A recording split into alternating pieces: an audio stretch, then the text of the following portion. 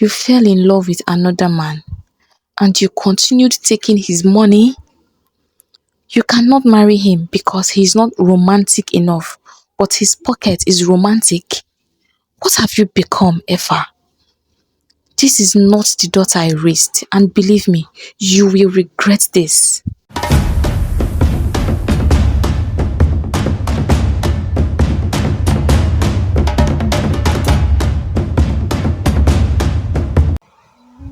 As Effa sat in her room, mending a torn dress, her daughter Omar walked in, her face shadowed by some sort of worry, a deep frown creasing her forehead. She was a beautiful young woman of 26 years, with the striking looks of her mother. Effa looked at her daughter. "What is wrong, my dear?" she asked. Omar, looking troubled and confused, looked at her mother. "Mama, I am really confused. I need your advice on what to do." "Talk to me," her mother pushed. "Mama," Omar began, "there's this man I've been seeing. I don't really love him like that, but he has money and he's kind. And then there's this other guy. He's fine and young, but he's just starting life and does not have much. And I really like him." "Okay," Effa replied. "So what exactly is the problem here? Go for the one you love." "Mama," Omar said, "it's complicated. See, I'm sure that Emeka really loves me. He's really nice and takes care of me and has money to throw around. But I don't like him that much. He's quite old for me and not really my type of man. But Austin is handsome. He's tall, young. But the problem is, I'm not sure about him. I'm the one always calling him and texting him. In fact, it feels like I'm forcing myself on him," Omar said, close to tears. Effa looked at her daughter long and hard. Memories long buried surfacing. "Now let me understand this," she said. "You love Austin, but you are not sure he feels the same way about you. And there is Emeka, who loves you and showers you with gifts. And you don't love him because he is not your kind of man." Omar nodded. "Now listen, my dear," she began. "Sometimes in life, we don't value what we have until we lose it. We get carried away and ultimately lost in the deadly storm of passion and lust, and then become totally blinded by it. A wise person does not learn from his or her mistakes alone. They learn from the mistakes of others. See, I'll tell you a story that I have never told you before, and I hope you learn from my mistakes. I am the last child and the only daughter of my parents, loved and pampered. They were not wealthy, but they made sure that I had all that I needed. I'm sure they showered me with affection, partly because I was very intelligent and beautiful, fair-skinned like my mother. And then I was the only girl in the midst of 3 boys. In fact, my father usually bragged back then, saying that whoever would marry me would pay a heavy dowry because I was a combination of beauty and brains, and at the same time, very homely. At the young age of 16, I already started getting suitors. But I was not interested in marriage then. I wanted to go to school. My brothers were not interested in going to school. They just wanted to do business and make money, just like typical Igbo boys. So after the secondary school education, my father sent them to Onitsha to serve as boy to different businessmen and traders. They would serve for 7 years, after which their oga would settle them with a huge amount of money, enough to start up their own business. In this part of Africa, this is known as the Igbo apprenticeship system. But that is not the story. Back to my story. My parents were not very wealthy, as you know. However, they were able to take care of our basic needs. My mother was a dressmaker, while my father owned a thriving palm wine business. He tapped his wine from palm trees himself every day. Therefore, he always had fresh wine every morning and evening. One cursed day, it had rained heavily the night before. Father knew that he should not be climbing a palm tree after it had rained, because the tree would be very slippery. But a big customer had already booked and paid for a keg of palm wine, and father always kept to his word. So he was bent on going to tap wine that morning. As he climbed, he struggled to keep his feet on the tree. But it was very difficult. He managed to climb the tree and finished tapping the wine. But unfortunately, on his way down, he slipped and fell from the tree. The fall caused a severe injury, and father was unable to walk ever again.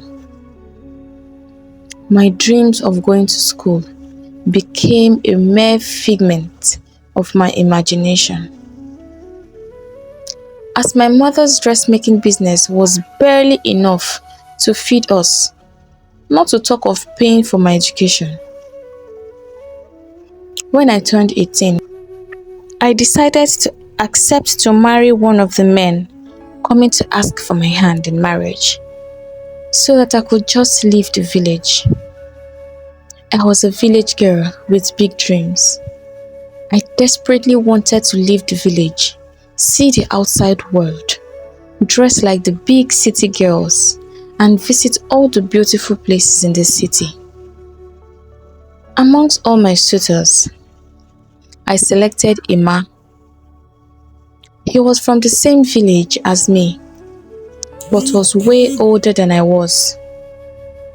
He had left the village a long time ago, but now he was a successful trader in Onitsha and was ready to take a wife. When he approached my father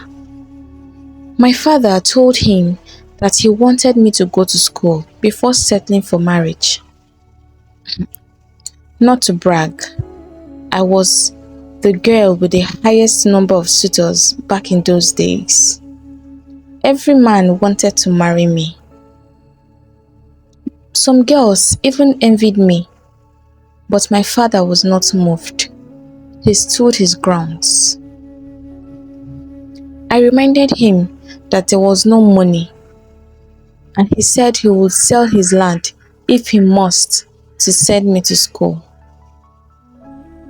Emma insisted he was going to be the one to marry me. Then I even preferred him to other suitors. Not because he was my type of man, but because he was wealthy. He looked wealthy enough to give me the type of life that I wanted. So I chose him. He was even willing to pay for my education and wait till I finished before I became his wife. My father was skeptical. He was not comfortable with the idea of another man taking over the responsibility of my education just because he wanted to marry me. But I was desperate, so I convinced him to let me marry Emma. After much deliberations with my mother, he agreed. Over the next few weeks, all the arrangements were made, and Emma and his family came for introduction, and we got engaged. The day I entered the university campus was the happiest day of my life. It was a dream come true. Emma dropped me off in the girls' hostel where I would be staying. He had already paid for my accommodation, my school fees, books, changed my entire wardrobe, bought every kind of food you can imagine. He made sure I would lack nothing. Emma really loved me. In fact, he practically worshipped me. He did not get a university degree, so he was determined to make sure that the woman he was going to marry must be educated. Therefore, he wanted to make sure that nothing would hinder me from focusing on my academics. After I had settled in school, Emma made sure he called me every day and night. We usually spoke at length, and each time he would advise me against every vices that could be a distraction to me. He made me understand that he was there for me and I could ask him for whatever it was that I needed. I wish I had listened to him. I wish I could take back the hands of time, but it's too late and there's no point crying over spilled milk. The first month in the university was the hardest. I spent days in long queues, waiting to be cleared and issued my student identification number, also called reg number. It was on one of those days I met Bola. He approached me one afternoon while I was sitting in the school canteen, resting after spending the whole day standing. He introduced himself as a member of the student union government. "You're a freshman, right?" he asked. I nodded in affirmation. He smiled. "Judging by your look," he said, "I can see you are still innocent." I looked at myself from head to toe, suddenly feeling shy. I smiled back at him. He said I could call him if I ever needed anything, and he was willing to show me around the school if I wanted. I was naive, and the thought of having this kind of attention and freedom was exciting. So we exchanged phone numbers. From that day, Bola and I became friends. He was in his final year, and I felt on top of the world, a freshman hanging out with a final year student. I was made. Before you know it, things started getting out of hand. He started giving me random kisses, touching me, showering me with praises. I knew what I was doing was wrong, but I got carried away. I even started buying him gifts, sending him food items, skipping classes, and whenever he needed money, I would lie to him, telling him that I needed to pay for some course outlines. And when he sends the money, I would give it to Bola. I was basically funding Bola.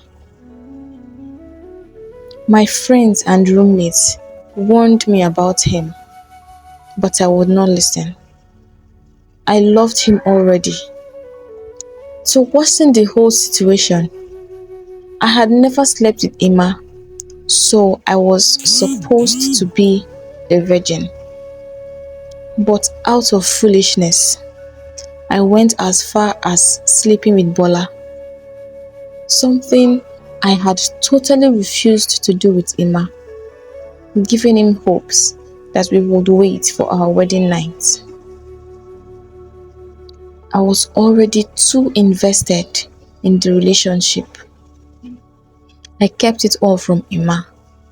I knew that there would be problem if he found out, and he would cut me off. But I needed his money, and I felt that if I was smart enough, he would never have to find out. Bola was very romantic. He always praised my beauty and gave me all his time. We played a lot together. I was very free with him. He saw my eagerness to see the world, so we were always going out, partying, all the bills on me.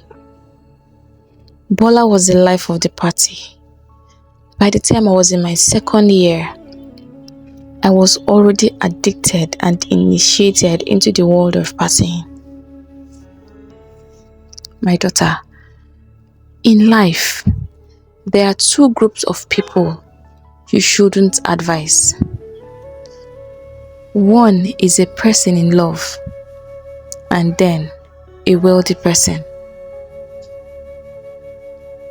I was a person in love, and when my friends got tired of giving me advice, they stopped. During the holidays, I was forced to stay with Emma. I would pretend to be the quiet girl he was going to marry, but he was too boring. He couldn't even speak proper English. When he went to work, I would also sneak out to meet Bola. Truth be told, Emma was always there for me. I lacked nothing, but he was not as romantic as Bola.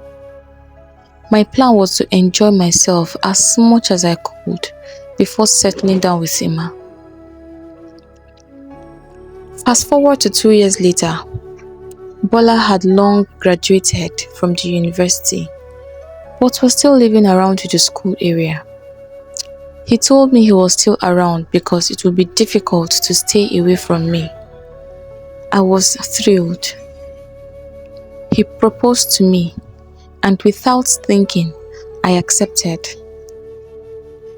I was already in my final year, so there was no cause for alarm. I decided I was going to break things off with Emma, but I would be patient so that I could get some more money from him. Maybe save up a little money so that Bola and I could start our lives together. Emma started having his doubts and suspicions where I was concerned, but I assured him that I could not leave him. He loved me and has invested a lot in me, so he had no choice but to believe me. One day, I went to spend the weekend at his place. Bola knew about my relationship with Emma, but I told him that I was with Emma just to get money from him. Bola believed it and seemed okay with it. Therefore, whenever I was going to visit Emma, he never called me. Instead, he would send WhatsApp messages. That day, I went to have my bath. Emma trusted me and had never checked my phone, so I just left my phone on the bed and went into the bathroom. From the bathroom, I could hear my phone beeping to an incoming message. The messages were coming non-stop. I started panicking. Emma was sitting right beside my phone. Immediately I came out, my fears came to pass. Emma was sitting on the bed, my phone in his hand, his face masked in pain and disappointment. "What is this, Effa?" he asked. Instead of me to beg, I saw it as an opportunity to get rid of him. I lashed out at him, ranting. I said a lot of mean things to him. I told him that Bola was a better man than he was, and even a graduate. I told him there was no way I could marry someone who could not speak proper English. Emma begged and begged and begged. He begged me to remember how long he had waited for me. He begged me to remember how much he had invested in me, but I was not listening. While he watched, I packed my things and left. When my father heard what I did, he was furious. My mother begged me not to bring shame to the family, but all their pleas fell on deaf ears. My father, in anger, swore to never accept any dowry from any man. I tried to explain to my father that I loved someone else, but he looked at me and shook his head. "Ah," he said, "you fell in love with another man and you continued taking his money? You cannot marry him because he is not romantic enough, but his pocket is romantic. What have you become, Effa? This is not the daughter I raised, and believe me, you will regret this." I had never seen my father so angry. His words began to sink into my head, but I had no idea what to do. Things had gone too far already. Emma never hassled my parents to repay all that he had spent. The only thing he said to me was that everyone will receive the reward of their actions. I actually wish he did more. Maybe my mind would have been at rest. I tried to reach Bola that day, at least to get comfort, but his phone was unreachable. He told me he wanted to visit his mother the same day I went to sort out my family issues. It was no big deal, but after he left, he became unreachable for days. His phone lines were all saying switch off. But I also had my own issues to worry about, so I did not give it much thought. But when I went back to school, his lines were still switched off. I became worried. Then I realized that in all the years we had been together, I did not know any member of his family, so there was no one to call. I decided to go to his house in case anyone had heard anything. I got to his place, only to find it empty. His neighbors were even surprised to see me. It was them who told me that Emma had left the country. Unknown to me, he was making plans to travel abroad and was only using me to raise funds. I felt blood ringing in my ears. It was as if the ground should open and swallow me. The hunter has been hunted. I quietly swallowed my pride, turned and left the compound. I sat on my bed that night, trying to figure out what I had done to myself. Going back to Emma would be a very bad idea. I cried bitterly. I felt heartbroken and used. But I deserved it. While I was playing a man who truly loved me, the man who I loved was playing me. Imagine the twist.